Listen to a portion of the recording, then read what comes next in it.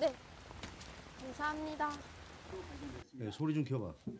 숨진 박 모양은 어린 학생이란 점을 고려해 원한이나 채무 등 것으로. 오성아. 나가 튀어나가!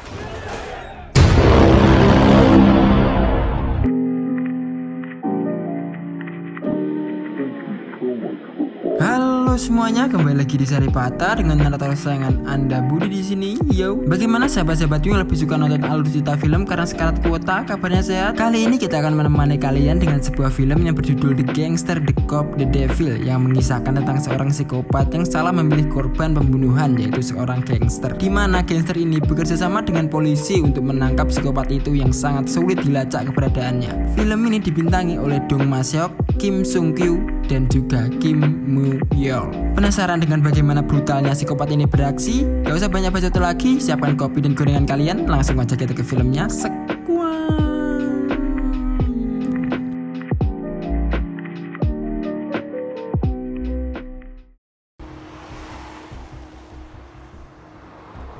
Film dibuka pada seorang pengendara mobil bernama Sultan yang ditabrak dari belakang oleh orang misterius di bawah kolong jembatan. Sultan keluar berniat memfoto mobilnya untuk asuransi, namun tiba-tiba Sultan ditikam oleh orang misterius itu yang sebut saja psikopat. Kemudian Sultan dimasukkan dalam mobil untuk ditusuk-tusuk kembali.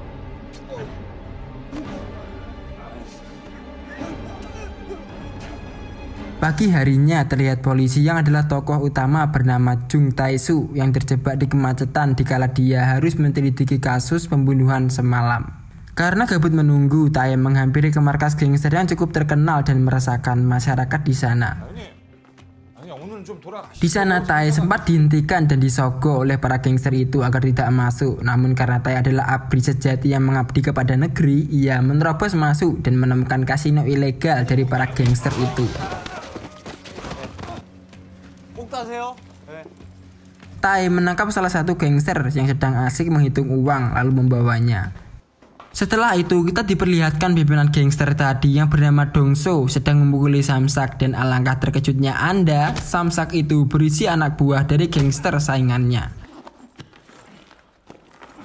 Kemudian Dong-soo dihampiri oleh tangan kanannya untuk memberitahu kalau Tae mengunjungi tempat bisnisnya lagi. Dong lalu menghubungi komandan polisi yang bernama Seung yang ternyata bersekongkol dengan para gangster. Ia juga memerintahkan Seung untuk menyelesaikan masalah itu dengan Tae. Tidak lama kemudian Seung menghubungi Tae agar tidak berurusan dengan para gangster dan segera menyelesaikan tugasnya.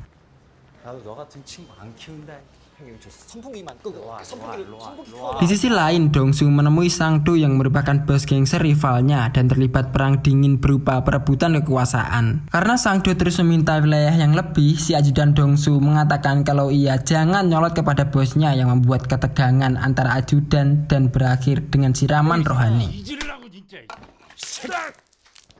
Melihat para ajudan yang sok jago di hadapan para bos, Dong-soo lalu bangun dan menumbuk wajah ajudannya. Tak selesai dengan itu, Dong-soo juga mencabut gigi milik ajudan Sang-do lalu meletakkannya dalam gelas dan menyuruh Sang-do untuk minum minuman berjigong itu. Mantap. Setelah pertemuan itu, Dong-soo menyuruh ajudannya untuk pulang sendiri karena Dong-soo ingin menyetir sendiri. Yang mana di saat perjalanan mobilnya tiba-tiba ditabrak dari belakang yang pasti Anda sudah tahu orangnya. Di sini pertama kalinya psikopat itu bertemu dengan bos gangster yang tanpa pikir panjang psikopat itu langsung menikam Dong-soo dengan pisaunya sehingga terjadi bewan di mana psikopat itu kaget karena korbannya kali ini mampu bertahan dan menyerangnya balik.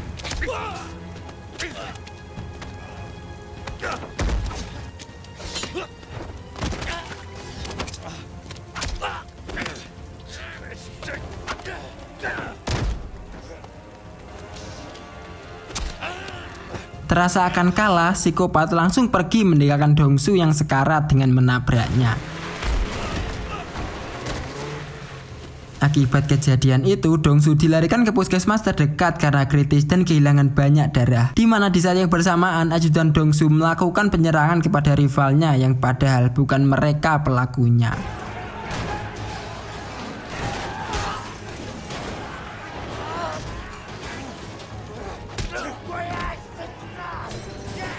Di sisi lain, psikopat yang terluka parah mengobati luka tusukan dari Dongsu, yang mana psikopat itu tidak kapok karena salah memilih korban dan malah membunuh warga lokal yang tak tahu apa-apa. Dongsu kemudian siuman dan dikunjungi oleh Tae untuk mencari informasi dari tragedi semalam, di mana Dongsu sengaja tak mau memberitahu informasi apa-apa karena Dongsu ingin menangkap psikopat itu lalu membunuhnya dengan tangannya sendiri. Bukan soal apa-apa, tapi ini menyangkut reputasi dan nama besar bos gangsternya, sehingga menyebabkan persaingan antara polisi dan bos gangster, di mana mereka bersaing untuk menangkap psikopat itu. Setelah itu, Tae pergi ke parkiran untuk memeriksa mobil milik Dongsu, yang mana ia menemukan goresan di bumper belakangnya. Lalu Tae semakin yakin kalau yang menyerang Dongsu adalah psikopat yang meresahkan warga setempat.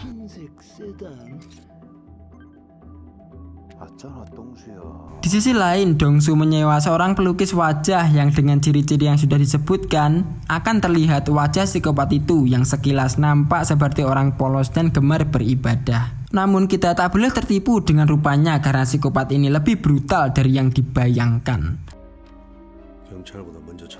Kemudian kita diperlihatkan di mana psikopat ini dengan brutalnya membunuh seorang supir truk yang sedang menelpon istrinya, di mana psikopat ini juga tak sengaja menjatuhkan pisaunya di samping jalan raya.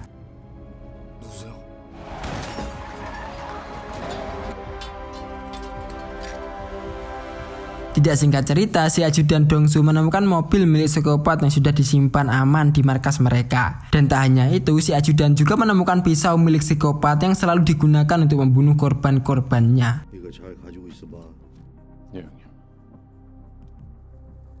Kemudian Dongsu mengajak Tae untuk bekerja sama menangkap psikopat itu karena Dongsu membutuhkan informasi yang dimiliki polisi untuk melacaknya, sedangkan Tae akan diberikan fasilitas dan sumber daya manusia, yang berarti polisi dan gangster itu sekarang bekerja sama. Namun di sini mereka tetap bersaing, siapa yang lebih dulu menangkapnya maka dialah yang berhak memiliki psikopat itu. 깡패가 형사랑 악마를 잡는다. 씨발 재밌네. Kemudian Dongsu mengerahkan semua pasukan gangsternya untuk mencari psikopat itu, sedangkan Tae dan timnya sedang memeriksa mobil milik psikopat yang berada di dalam markas Dongsu.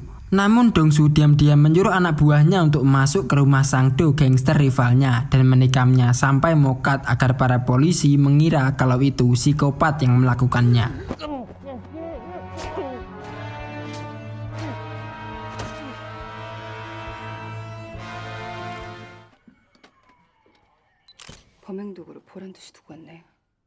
Akibat kejadian itu, Tae dan teman-temannya dimarahi oleh Komandan Seung karena mereka tak becus menyelesaikan tugas. Seung lalu memerintahkan mereka untuk mencari psikopat itu secepatnya agar tidak membuat takut dan meresahkan masyarakat setempat. Kemudian Tae mendapatkan telepon dari Seojin yang memberitahunya kalau pisau yang tertancap di tubuh ketua gangster semalam adalah pisau yang digunakan psikopat itu untuk beraksi, sebab banyak ditemukan DNA yang sama dengan korban pembunuhannya. 연쇄살인 사건으로 공식 전환될 거야. Mengetahui kalau ini perbuatan Dongsu, Tae dengan cepat datang ke rumahnya dan terlibat bayuan yang tentu saja dimenangkan oleh Dongsu.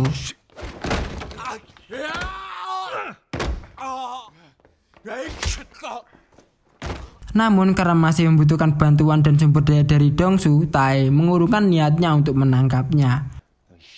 내가 따로 수사할 거야.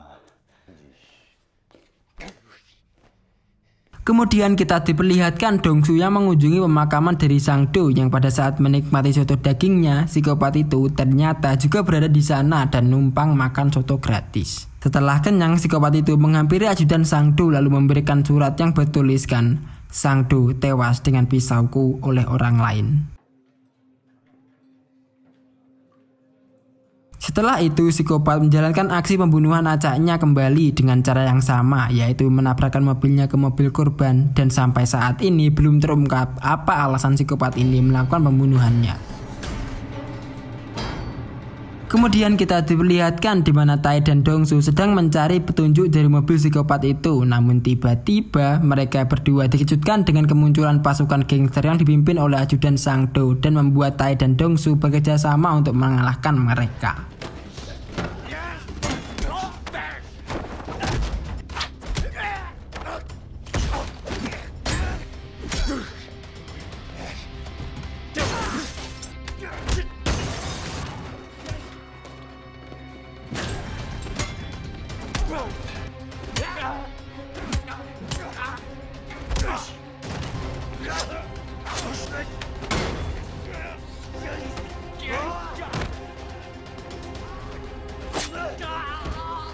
Di saat pertarungan, Tae tak sengaja menancapkan pisau di dada ajudan Sang-do yang membuat ia sangat merasa bersalah atas kejadian itu.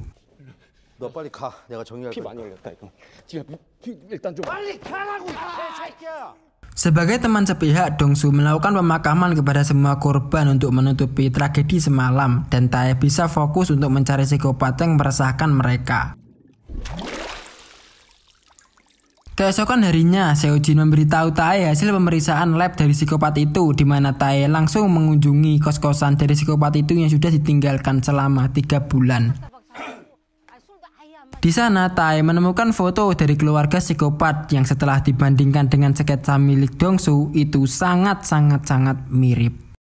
Setelah itu, Tae memberitahu Dong-su kalau ia sudah mendapatkan identitas dari psikopat itu dan sekarang mereka hanya memerlukan pasukan untuk mencari di mana psikopat itu berada.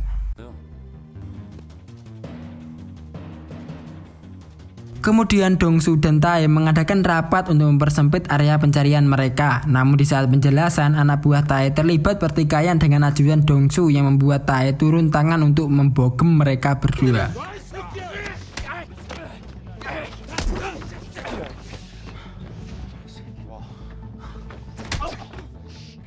Setelah itu, semua pasukan gangster dari Dong-su dikumpulkan untuk bersatu menangkap psikopat itu. Mereka dikumpulkan dan diberi satu buah foto di mana mereka akan disebar di penjuru kota untuk mencari psikopat itu berada.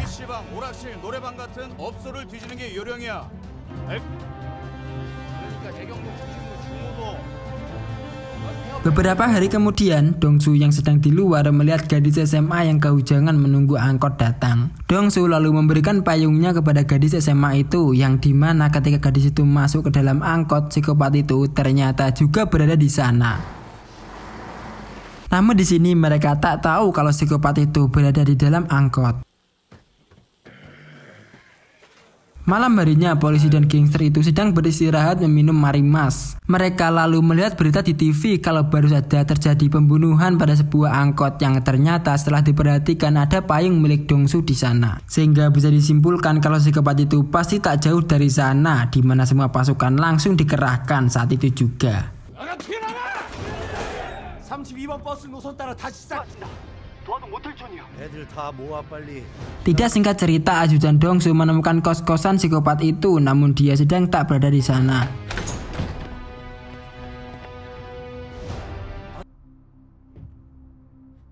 Di sisi lain, semua pasukan gangster dan polisi bersiap siaga untuk menyambut kedatangan psikopat itu dengan meriah. Benar saja, tak lama setelah itu sebuah mobil melintas, yang lain tidak bukan itu adalah psikopat.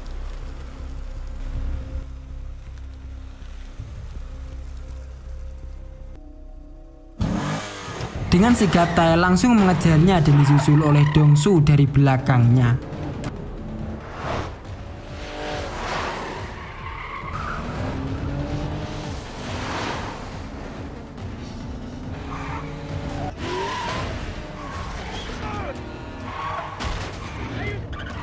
Akibat terlalu bersemangat dan berambisi untuk menangkap psikopat, mereka bertiga bertabrakan yang tentu saja membuat psikopat itu lolos dari kejaran mereka.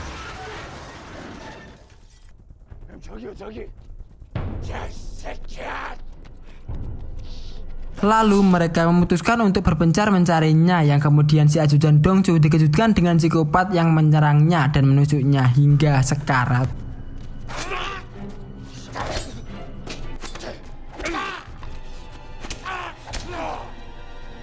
Mendengar teriakan si ajudan, Dong-su bergegas menghampiri ajudan setianya yang sekarat. Di sini ajudannya menunjukkan kemana psikopat itu berlari. Dong-su yang semakin marah karena kejadian ini dengan emosi langsung mencarinya hingga masuk ke klub malam.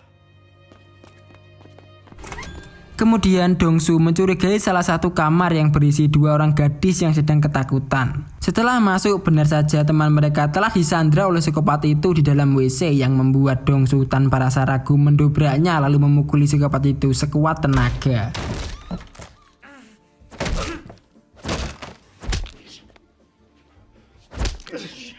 Dong-su lalu menyeret psikopat itu lalu memberitahu Tae kalau sekarang psikopat itu adalah miliknya dan ia bebas melakukan apapun padanya. Namun di sini Tae langsung melacak di mana Dong-su lalu bergegas mencarinya. Tidak singkat cerita, psikopat itu diikat pada kursi lalu dipukuli oleh Dongsu hingga matanya berwarna putih.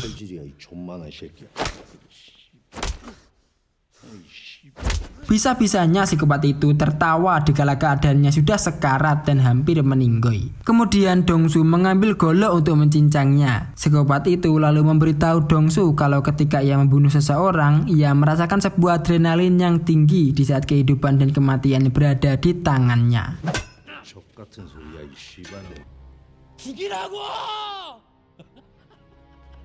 Dongsu yang kesal melihatnya terus tertawa mengarahkan goloknya tepat ke leher psikopat. Namun sebelum golok itu dihunuskan, mobil Tae merobos masuk dan menabrak Dongsu. Di sini Tae akan membawa psikopat itu pergi ke penjara untuk diproses hukum sesuai undang-undang yang berlaku. Meskipun ia psikopat yang seperti iblis, tapi ia masih punya hak untuk membela.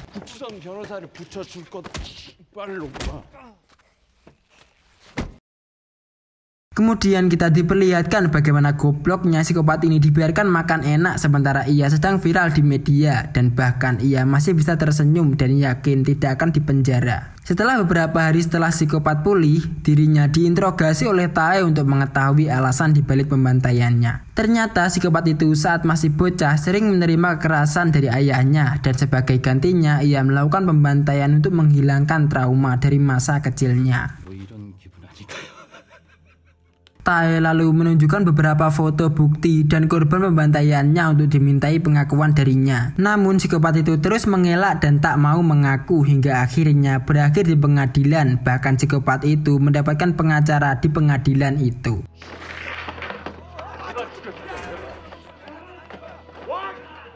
Di dalam pengadilan, psikopat beralibi dengan sangat baik mengenai bukti-bukti yang ada sehingga membingungkan para hakim untuk memberatkan hukumannya. Ditambah lagi dengan pengacaranya yang goblok mau membantunya, di mana jelas-jelas psikopat itu adalah manusia yang pantas masuk neraka. Kemudian karena tak ada lagi bukti, Dongsu yang merupakan bos gangster yang satu-satunya selamat atas pembunuhan psikopat itu didatangkan ke pengadilan sesuai permintaan dari Tae. Di sana Dongsu langsung membuka bajunya dan menceritakan semua yang terjadi di malam kelam itu, kalau ia telah ditikam dari belakang dan ditusuk di bagian dada oleh psikopat itu. Namun Dongsu berhasil menusuknya di bagian dada dan itu terbukti benar. Dongsu juga menunjukkan sebuah surat yang ditulis oleh psikopat itu sendiri, dan itu akan menjadi bukti yang memperberat hukuman psikopat. Kemudian hakim memutuskan kalau psikopat itu dihukum mati, sedangkan Dongsu dan pasukan gangsternya dipenjarakan selama beberapa tahun karena tempat judi ilegalnya. Ternyata Dongsu dan Tae memiliki kesepakatan lain di mana Dongsu mau bersaksi asalkan dia dimasukkan di penjara yang sama dengan psikopat kampret itu.